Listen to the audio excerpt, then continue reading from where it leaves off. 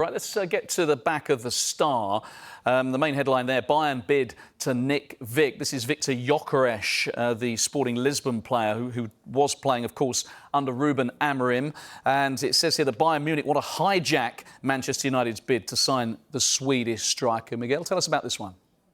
I mean, it's an interesting one. Bayern have generally been a very well-run club in terms of planning succession. Yeah, there have been dips in the past few years, but usually they're quite good at this. And I suppose this is interesting in the context that obviously there's the figure of Harry Kane in the team. But we know they have been looking at another forward for the past few years. Sesko, who Arsenal have looked at. Forest also like him. And Gyokeres, I suppose, is a similar sort of profile, at least in terms of age and what they can do with him. And it would make complete sense for Bayern Munich to be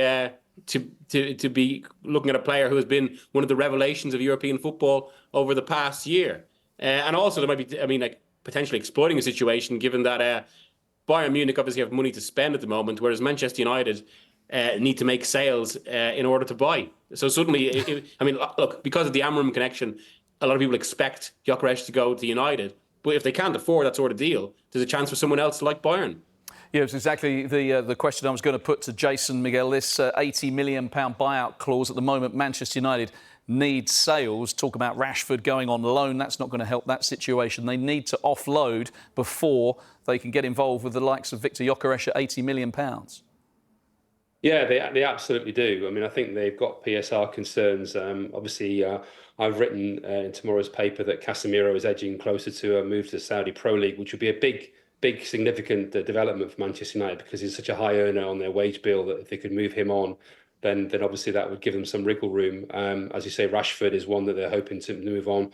Joshua Zirkzee future is also in some doubt. Well, I think he wants to stay, whether or not Manchester United actually want him to stay. And I think the left-back position as well, they're going to try and get Nuno Mendes from PSG, but that's not going to be easy for them. So it's going to be very, very difficult. They're going to have to trade. They're going to have to try and work a solution in terms of creating more space in the squad and more money. As Miguel says, they can't go out there and splash £80 million on Gyokeres. It's just not going to happen this window, I don't think. They can possibly do that.